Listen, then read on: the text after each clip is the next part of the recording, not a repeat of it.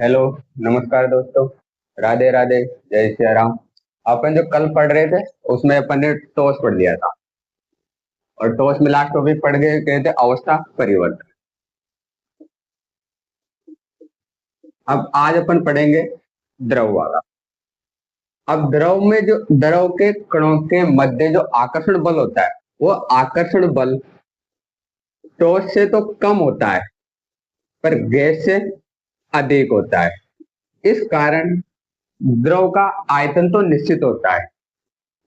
आयतन तो निश्चित होता है। जैसे मान लो मेरे पास 1 लीटर पानी है, मैं उसको बोतल में डालूं या किसी अन्य कंटेनर में डालूं तो आयतन तो 1 लीटर ही रहेगा, उसमें कोई परिवर्तन।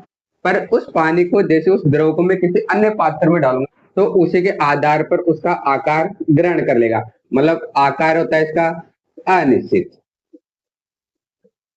आयतन तो निश्चित होता है, आकार अनिश्चित होता है। आकार जिस पात्र में आप द्रव को डालोगे द्रव उसी का आकार ग्रहण कर लेता है। अब इनके कणों के बीच में आकर्षण ठोस की अपेक्षा तो कम पर द्रव की अपेक्षा अधिक होता है।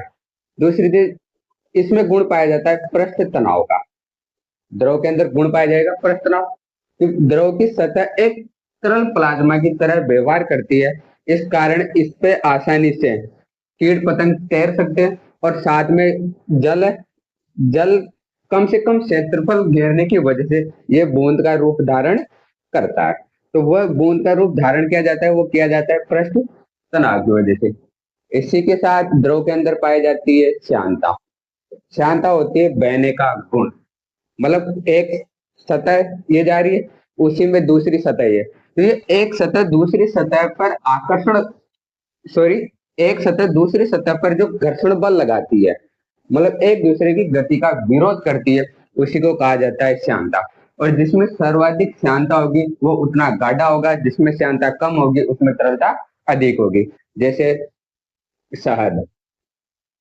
शहद में सर्वाधिक श्यानता पाई जाती है, जल में श्यानता कम पाई जाती है। जैसे एल्कोहल, इनमें भी श्यानता कम पाई जाती है। उसके अलावा है तरलता। तरलता होती है क्योंकि द्रव की परतें पाई जाती है और परतों में बहने का गुण होता है। एक परत दूसरी परत के ऊपर बहती है, इस कारण इसमें तरलता का गुण होता है। जैसे नदी के पानी का बहना। नेक्स्ट इसकी विशेषता में आएगी संपीड़ितता। संपीड़ितता क्या होती है? किसी भी वस्तु को दबाना। जब इस वस्तु को दबाओगे तो इसमें कुछ दबाव की वजह से उसके आकार सिकुड़ जाता है, पर इसमें आकर्षण टॉर्च की अपेक्षा थोड़ा कम होता है। इस कारण इसमें जो संपीड़ितता होती है वो नगण्य होती है। और नगण्य होने के कारण इस पर संपीड़ितता का प्रभाव बहुत कम होता है। इसी कारण जैसे भी हाइड्रोलिक मशीन होती है उसके अंदर यूज किया जाता है द्रव, क्योंकि इसकी संपीड़ितता नगण्य के बराबर होती है।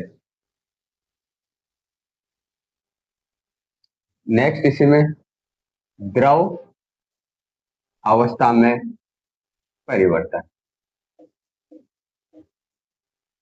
पहला है इसमें वाष्पीकरण।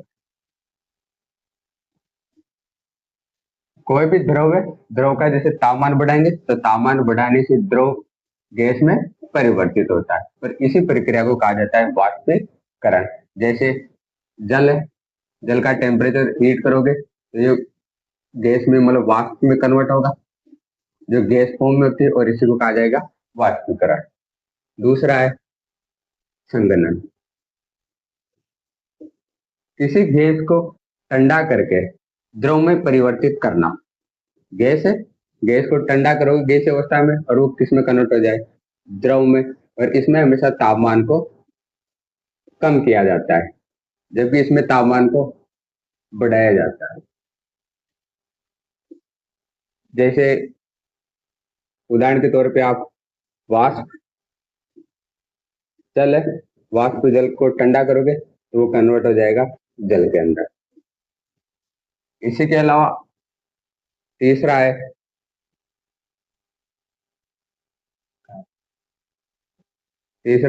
क्वथन। क्वथन क्या होता है? किसी द्रव का उबलना। द्रव का उबलना क्या कहलाएगा? क्वथन। और किसी हर प्रत्येक द्रव का एक ने एक क्वथनांक बिंदु होता है, क्वथनांक बिंदु होता है जिस ताप पर वह उबलने लग जाता है। और वो क्वथनांक बिंदु क्या होता है, मतलब वह ताप जिस पर किसी द्रव का वाष्प दाब वायुमंडलीय दाब के बराबर हो जाता है, उसी को कहेंगे क्वथनांक बिंदु। वैसे है फोर्थ है जमना, मतलब कोई भी द्रव किस में कन्वर्ट हो जाए, ठोस में, तो उस प्रक्रिया को कहा जाता है जमना। और या जिस बिंदु पर वो द्रव जमने लग जाता है उसको कहा जाता है हिमांक बिंदु। जैसे उदाहरण के तौर पे जल किसमें कन्वर्ट हो जाए, बर्फ के अंदर। तो यह है द्रव अवस्था में परिवर्तन। इसके अलावा नेक्स्ट पॉइंट है अवस्था आएगी अपनी गैसीय अवस्था। गैसीय अवस्था, अब गैसीय अवस्था के जो कणों का जो आकर्षण है ना, इन कणों का आकर्षण बहुत ही कम होता है। इस कारण इसके कण दूर दूर स्थित होते हैं, और दूर दूर स्थित होने के कारण इसका आयतन और आकार दोनों ही अनिश्चित होते हैं। दूसरी चीज, इनके दूर दूर कण स्थित होने का इनका घनत्व निम्न होता है। घनत्व ठोस और द्रव की अपेक्षा इसका घनत्व हमेशा निम्न होगा। तीसरा करेक्टर है संपीड्यता। संपीड्यता क्या होती है, किसी भी कणों को बाह्य दाब लगाकर पास पास में लाना, और गैस के कण ऑलरेडी पहले दूर दूर होते हैं, इनमें अंतराणिक आकर्षण का कम होता है, और इस पे बाह्य दाब लगाएंगे तो बाह्य दाब लगाने के कारण ये कण एक दूसरे के पास में आ जाते हैं। जैसे बाह्य बाह्य दाब लगाओगे, और बाह्य दाब लगाने के कारण जैसे सिकुड़ने लग जाती है और सिकुड़ के पास में एकत्रित होती है। जैसे उदाहरण के लिए इसका सबसे बेस्ट उदाहरण है एलपीजी सिलेंडर। एलपीजी सिलेंडर में गैसें होती है, इन गैसों को अत्यधिक उच्च दाब पर संपीड़ित किया जाता है, जिससे कि वो द्रव अवस्था में परिवर्तित हो जाती है। फिर है विसरण। विसरण होता है एक गैस का दूसरी गैस में आसानी से खुल जाना, उस प्रक्रिया को कहा जाता है विसरण।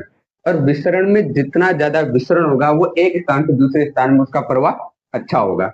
जैसे, और प्रत्येक वस्तु होती है, प्रत्येक वस्तु में विसरण का गुण हो ये जरूरी नहीं है, ओनली ये गुण आपको मिलेगा गैसीय अवस्था में।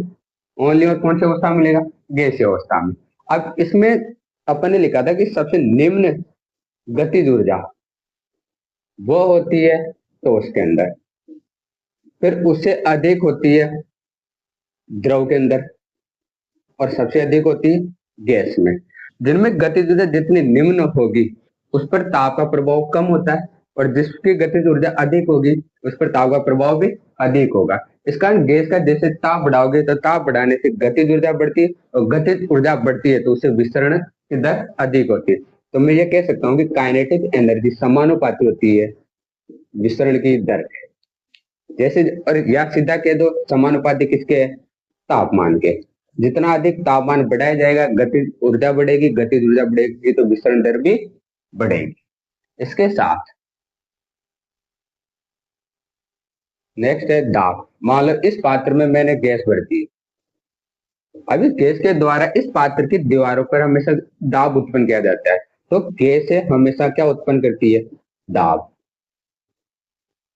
तो यह इसके गुण हो गए, निम्न घनत्व होता है, इसमें संपीड़ितता पाई जाती है, विसरण होता है, इसकी निम्न गतिज ऊर्जा मतलब ठोस में सबसे कम, द्रव में उससे अधिक, और गैस में सर्वाधिक गतिज ऊर्जा होती है। और सर जिसमें जितनी अधिक गतिज ऊर्जा होगी उसका विसरण दर उतना अधिक होगा।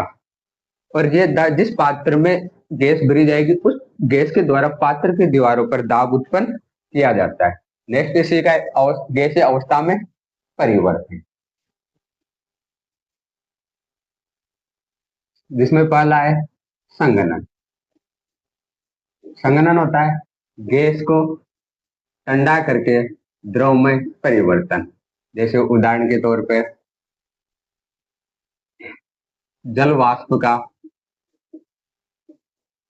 जल में परिवर्तन। दूसरी चीज है द्रवीकरण।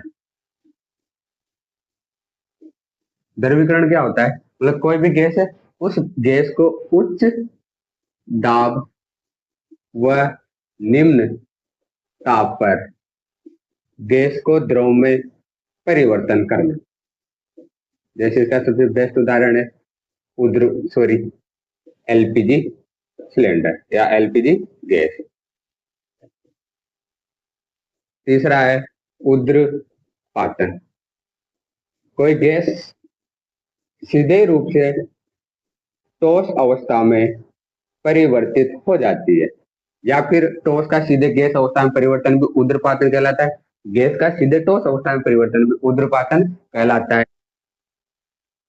गैस को ठोस में अवस्था में परिवर्तन उद्रपातन ये होता है निक्षेप। उद्रपातन होता है ठोस का सीधे गैस अवस्था में परिवर्तन, ये कहलाता है उद्रपातन। निक्षेप होता है गैस अवस्था का सीधे ठोस अवस्था में परिवर्तन, निक्षेप कहलाता है। जिसके इसका उदाहरण है हवा में जल वाष्प का बर्फ में परिवर्तन। जैसे कि ये चीजें होती है हिमालय वगैरह पे, हिमालय पर्वतों पे, जहाँ पे टेम्परेचर बहुत ज्यादा कम हो जाता है, इस कारण सीधे जलवाष्प सीधे किसमें परिवर्तित हो जाती है, बर्फ में।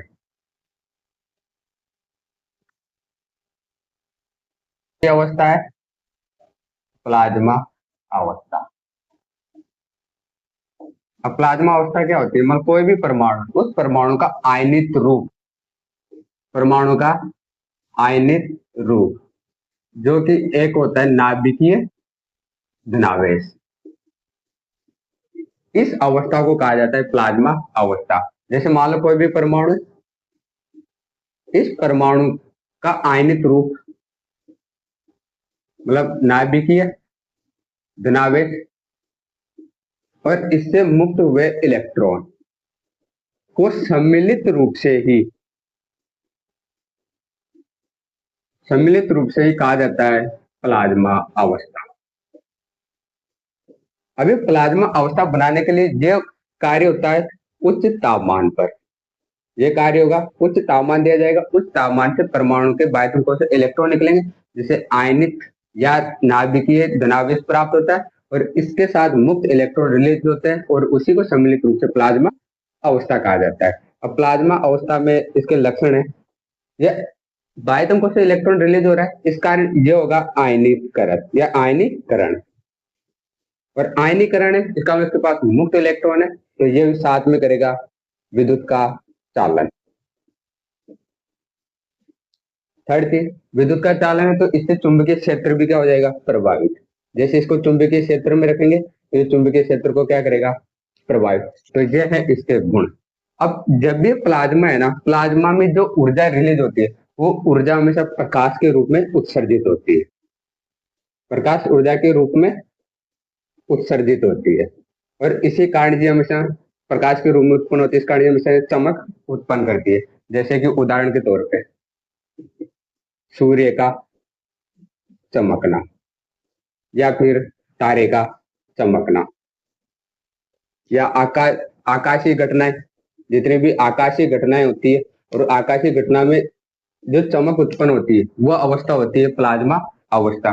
इसी के उदाहरण के तौर पे फ्लोरोसेंट ट्यूब होती है या नियॉन बल्ब होता है, उन नियॉन बल्ब में गैस भरी जाती है, और उन गैस भरी जाती है तो जैसे उसमें विद्युत धारा का प्रवाह किया जाता है, तो विद्युत धारा का प्रवाह करने के कारण वह गैसें आयनित हो जाती है, और आयनित होने के कारण वो प्रकाशीय ऊर्जा के रूप में ऊर्जा उत्सर्जित करती है, और उसी अवस्था को कहा जाता है प्लाज्मा अवस्था। इसके अलावा आप जैसे फ्यूजन रिएक्टर होता है, फ्यूजन रिएक्टर जो कि नाभिक के विखंडन अभिक्रियाओं में काम में आता है, तो उसमें भी जो अवस्था प्राप्त होती है वो अवस्था होती है प्लाज्मा अवस्था।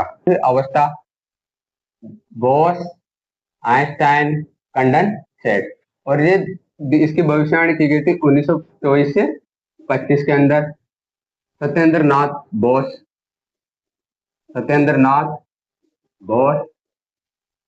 और अल्बर्ट आइंस्टाइन, और इन्हीं के नाम पर इसका नाम रखा गया बोस आइंस्टाइन कंडेंसेट। और इसका प्रायोगिक रूप से इस अवस्था को प्राप्त करने वाले थे कार्नेल, जिन्होंने 1994 में रूबिडियम परमाणु के साथ प्राप्त किया। अब ये कैसे प्राप्त होता है? जैसे मान लो कोई भी परमाणु है या कोई भी गैस या कुछ भी हो पदार्थ है, उस पदार्थ को परम ताप का मतलब होता है -273.15 डिग्री सेल्सियस या 0 डिग्री केल्विन पर ठंडा किया जाए, या इस लेवल तक ठंडा किया जाए। तो इस लेवल तक ठंडा किया जाए तो परमाणु क्वांटम अवस्था में आ जाता है, क्वांटम अवस्था में। और इस अवस्था में आने पर वो एटम है ना, सुपर क्वांटम की तरह व्यवहार करता है, और इसी अवस्था को कहा जाता है बोस-आइंस्टाइन कंडेंसेट।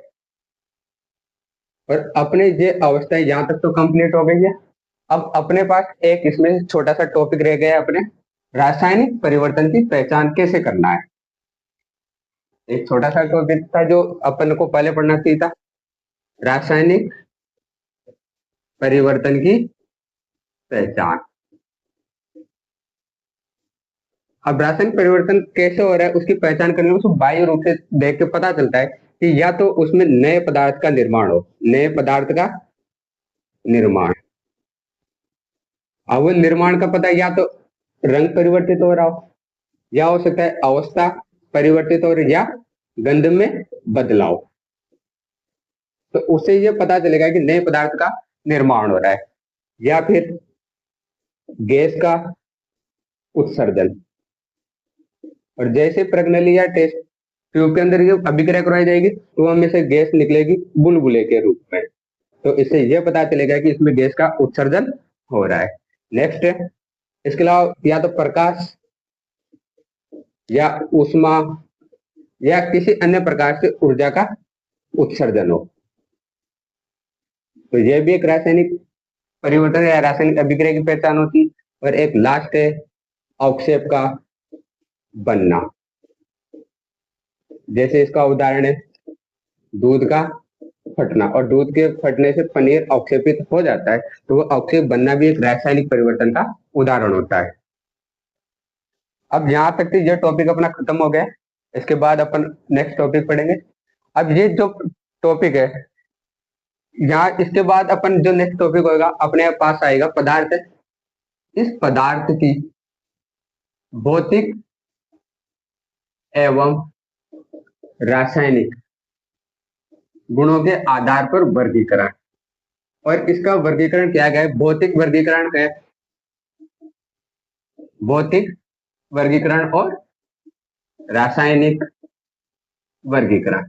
भौतिक वर्गीकरण में पदार्थ को बांटा गया है 3 अणुओं में, ठोस, द्रव और गैस। और रासायनिक वर्गीकरण के आधार पर पदार्थ एक तो होता है शुद्ध पदार्थ, दूसरा होता है अशुद्ध पदार्थ जिसको कहा जाता है मिश्रण।